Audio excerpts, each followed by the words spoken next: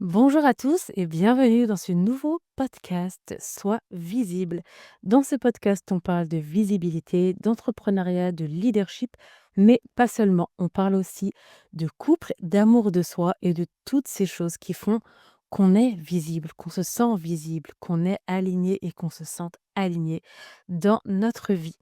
Dans cet épisode, je vais justement mélanger toutes ces thématiques, business, relations, intuition, parce qu'il y a un point commun à tout ça, et c'est le thème d'aujourd'hui.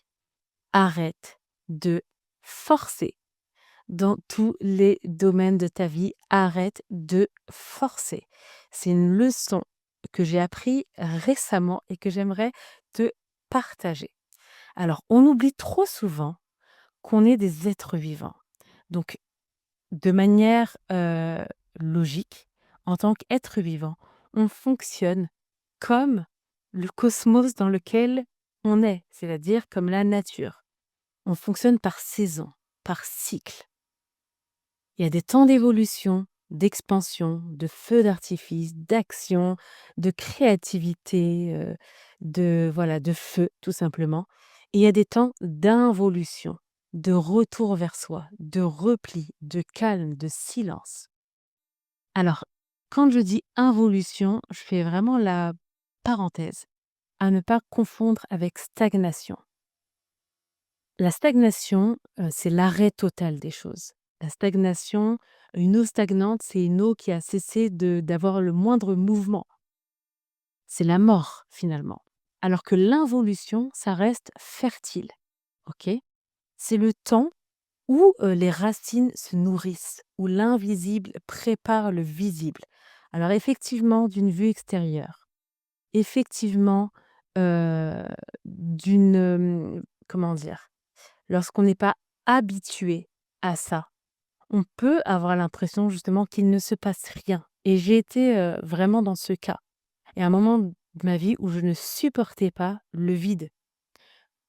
Alors quand je parle de vide, c'était pas forcément dans l'action parce que moi j'ai toujours été à l'aise avec le fait, d'avoir des moments où je suis moins dans l'action, au contraire, où je suis un peu plus en retrait, un peu plus au calme. Mais ce que je veux dire, c'est que je ne supportais même pas le vide créatif. Je suis quand même quelqu'un, même dans le calme, même si je suis repliée chez moi et que je suis pas vraiment dans une action visible, j'aime créer, j'aime la créativité, j'aime l'inspiration, j'aime avoir des idées, j'aime penser. Et à certains moments de ma vie, heu, je passais par des phases où justement j'étais comme neutre, comme vide, il se passait rien, pas d'idées, pas d'envie même. Pas du tout d'envie, aucune, rien de spécial quoi et ça pouvait durer, plusieurs jours et je ne supportais pas ça. J'avais besoin qu'il se passe quelque chose. J'avais l'impression sinon que, je perdais du temps. J'avais l'impression que, je forçais un petit peu à ce dans ces moments-là. Je forçais pour créer, je forçais pour trouver des idées, je forçais mes pensées à aller dans une direction alors elles n'en avaient pas de direction à ce moment-là. Quand je vous dis que c'était un creux, c'est-à-dire que vraiment il ne se passait pas grand-chose et du coup, la seule chose que je faisais dans ces moments-là, c'était, me regarder une série, lire un livre, mais je culpabilisais et en fait, j'ai compris plus tard que ces moments de silence font partie de nous, parce qu'on est des êtres vivants, tout simplement et on fonctionne encore une fois sous forme de cycle. Heu, on peut pas être tout le temps en été. On a besoin, tout comme la nature, de perdre nos feuilles à un moment donné pour revenir de plus belle et donc ça, j'ai mis du temps à le comprendre. Donc l'involution, ça reste fertile. Le problème, c'est que dans notre société, on glorifie souvent les phases d'évolution.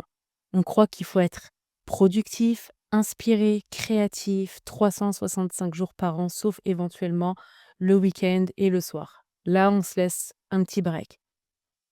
Dans le couple, c'est pareil. On croit aussi qu'on doit ressentir des papillons et de la magie en permanence.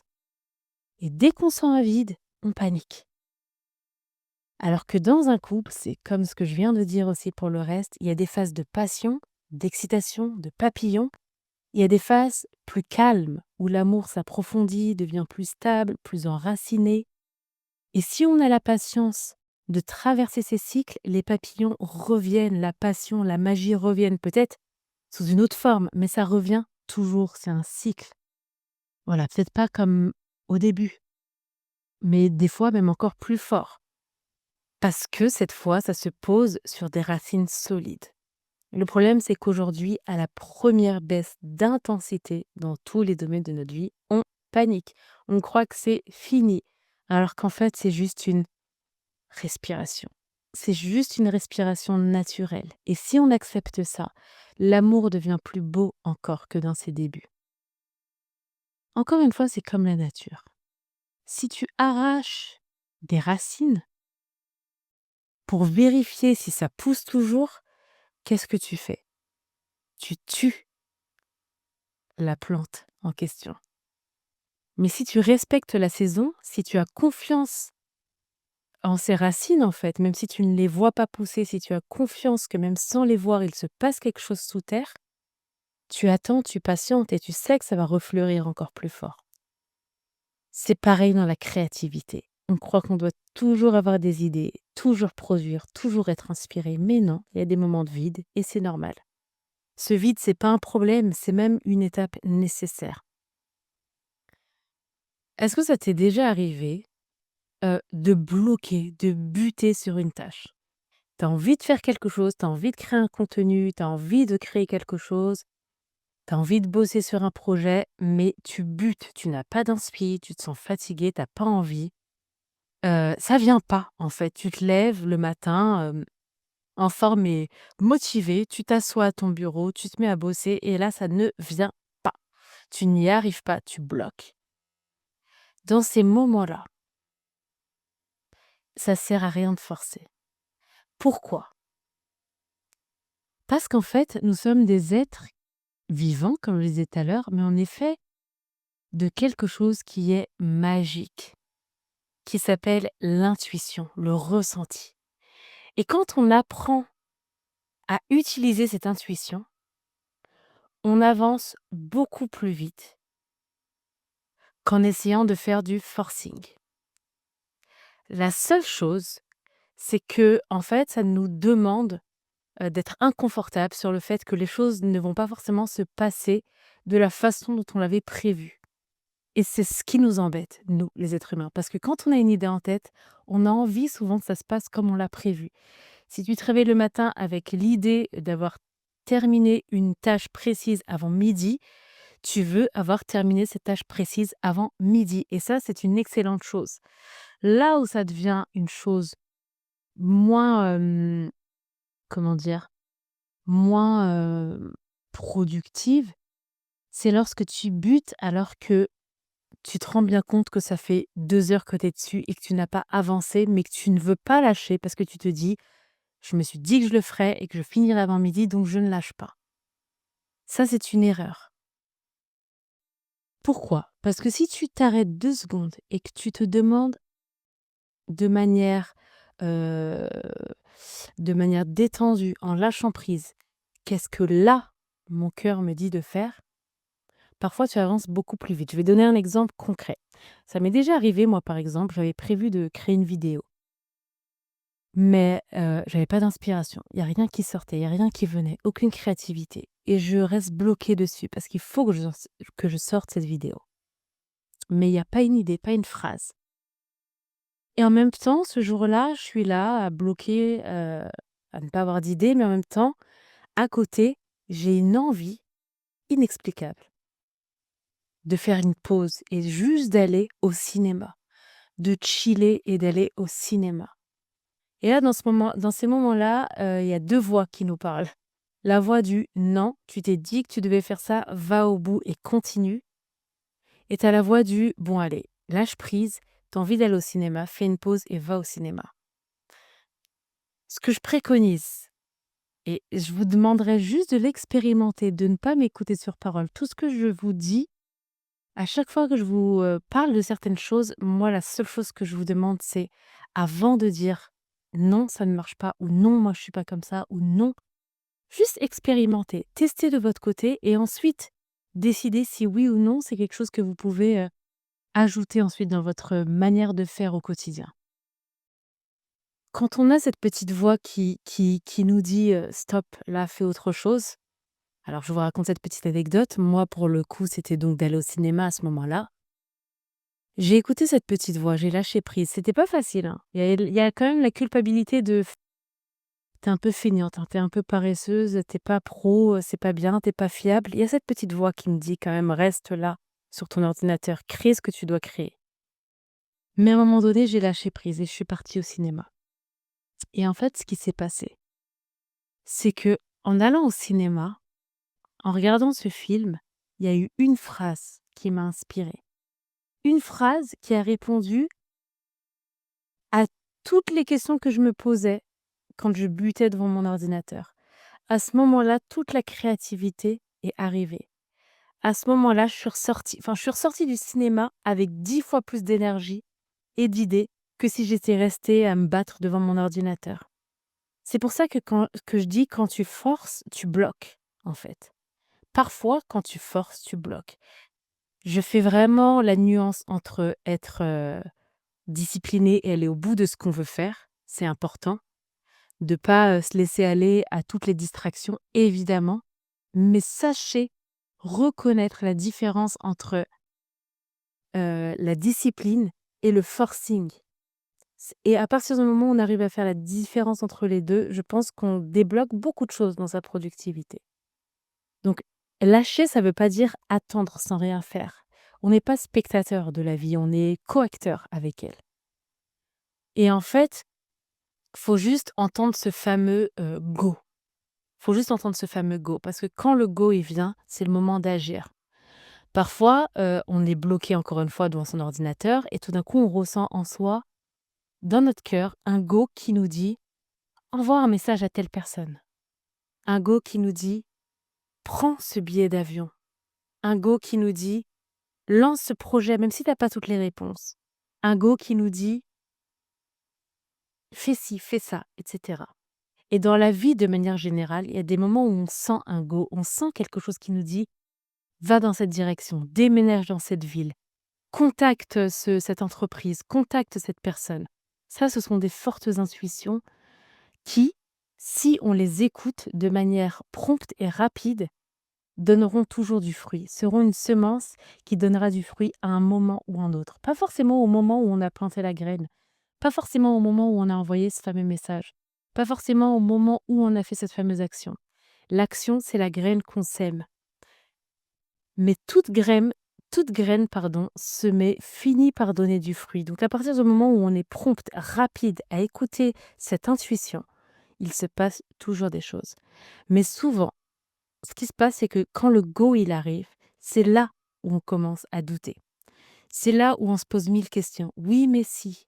Oui, mais comment? Et si je me trompe, comment je vais faire? Moi, la première, je me suis souvent bloquée comme ça. Mais la vérité, c'est qu'en fait, ce go, il est rarement rationnel. J'ai laissé un temps de silence volontaire. Le go de l'intuition, il est rarement rationnel. Et si toi, tu es un être un minimum, même à 1% spirituel, même si tu es à 99% pragmatique et mathématique, si en toi il y a 1% de spirituel, alors écoute cette phrase et expérimente. Ton go, ce go qui te dit de faire une action à un moment donné, il est rarement rationnel. Tu vas avoir une pensée à un moment, une urgence. Tu vas ressentir comme une urgence de faire une action. Écrire un message à quelqu'un, parler à quelqu'un, peu importe. Tu vas ressentir une urgence à un moment hors sujet. À un moment où tu es en train de bosser sur ton site. À un moment où tu es en train de faire ton footing. Peu importe. Et écrire ce message à cette personne n'a aucun rapport avec ton business. Je vais te donner un exemple, vraiment quand je te dis ça peut être irrationnel, c'est-à-dire que pendant que tu es en train de créer ton site, tu as une pensée pour, ta maman, tu as une pensée pour une collègue, tu as une pensée pour, un ami, lointain. Tu as une pensée pour quelqu'un qui n'a absolument aucun rapport avec son business. Si tu écoutes ce go irrationnel dans l'instant, même sans comprendre, mais que tu fais confiance à la vie et qu'ensuite tu lâches prise et que tu reviens à ton activité, tu verras que plus tard tu comprendras pourquoi.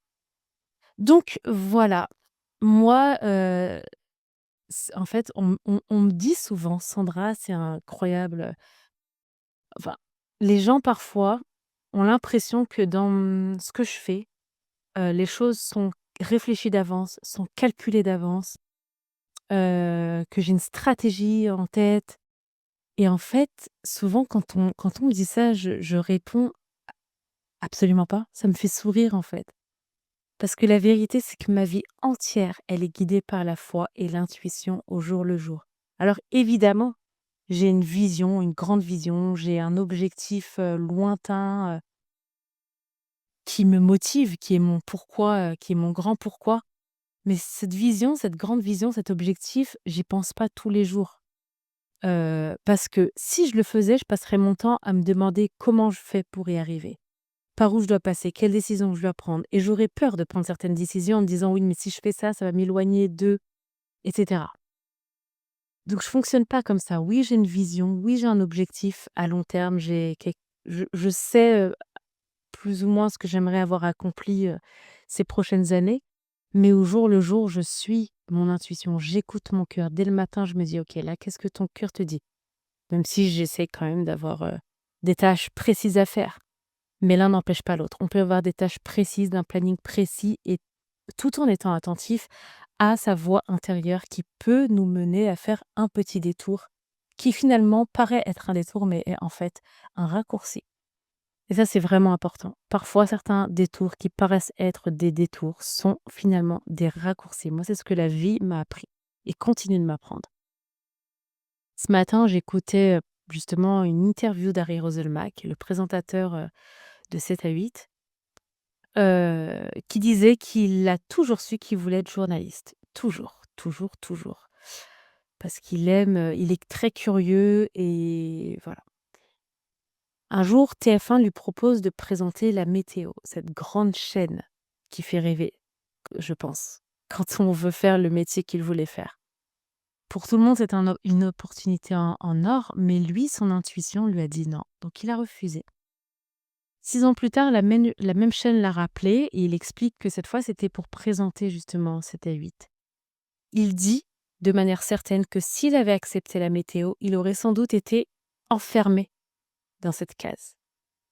Mais son intuition l'a gardé aligné avec son vrai chemin. Et ça, personne ne peut, d'une vue extérieure, dire: «Il a bien fait, il a mal fait». Peut-être que s'il avait dit oui pour la météo, il aurait quand même été pris pour TF1. En fait, une intuition, une voix intérieure, c'est ultra intime et personnel. C'est une conviction personnelle, c'est une sensation de feu vert ou de feu rouge qu'on ressent. Si on est un tout petit peu attentif à ce qui se passe en nous, on le ressent et peu importe ce que peut nous dire une personne extérieure, ça ne passe pas au-dessus de notre ressenti. Donc nous, on peut avoir notre avis sur les choix, des autres, mais en fait, personne ne peut savoir et ne peut, décider à la place de quelqu'un qui suit son intuition. Quelqu'un qui suit son intuition, qui écoute sa voix intérieure, même ses erreurs la mèneront là où elle doit la mener et j'insiste là-dessus. Quand quelqu'un est comment dire? Quand quelqu'un vous dit qu'il ressent une directive, une direction, on peut toujours donner son avis si elle nous le demande. On peut donner des conseils, on peut partager quelque chose avec cette personne. Mais faites toujours confiance à quelqu'un qui dit qu'elle sait où elle veut aller. Même vos enfants.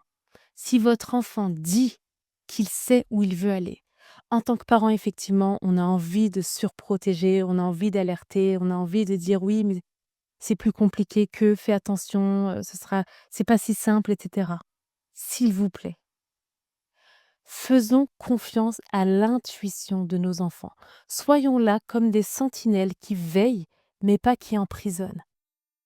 Faisons leur confiance et faisons en sorte de mettre tout en route pour que tout ça soit balisé, pour qu'ils aient le moins de risques possible en allant vers leurs rêves. Mais ne brisons pas leurs rêves, comme dirait, je sais même plus qui chante cette chanson. Ne brisez pas mes rêves avant que la nuit s'achève. Ne brisons pas les rêves de nos enfants. Un rêve n'est jamais donné par hasard, sachez-le. Un rêve n'est jamais donné par hasard. Donc si votre enfant il a des fortes ambitions ou il a une envie ou un rêve ou une passion, accompagnez-le. Donnez-lui les outils pour le mettre en garde par rapport à certaines choses, évidemment, oui, tout à fait, mais faites confiance à l'intuition d'une personne qui sait où elle veut aller et qui sait ce qu'elle a envie de faire, même si c'est votre enfant. Ça ne veut pas dire qu'elle changera pas d'avis d'ailleurs. Peut-être qu'elle changera d'avis plus tard. Peut-être qu'elle... mais accompagnez-la, même dans ce changement d'avis.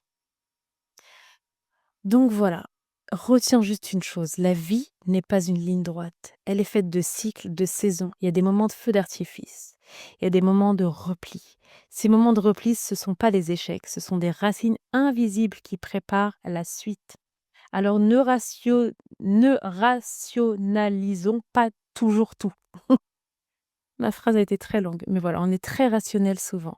Et même moi, hein, j'ai l'air parfois très spirituel ou très dans l'intuition, mais ça, c'est une impression. J'ai une partie de mon cerveau qui est très rationnelle et qui se pose beaucoup de questions logiques, qui a besoin de comprendre une certaine logique. Et justement, c'est parfois ce qui m'empêche d'entrer plus rapidement dans certains objectifs. Donc ne rationalisons pas toujours. Et dans le business, c'est pareil, dans le couple, dans tout. Arrêtons de forcer quand l'inspiration n'est pas là. Et osons écouter l'élan qui nous appelle ailleurs, même si ça paraît farfelu. Dans le couple, ça veut aussi dire comprendre que l'absence de papillon, c'est pas l'absence d'amour. C'est juste une respiration qui prépare, comment je pourrais dire, qui prépare un printemps avec une nouvelle floraison. Et dans la vie en général, ça veut dire respecter nos cycles, tout en ayant le courage d'agir quand le fameux go intérieur se présente. Parce qu'au fond, c'est pas en forçant qu'on avance, c'est en respectant les saisons et en sautant en confiance quand l'élan est là.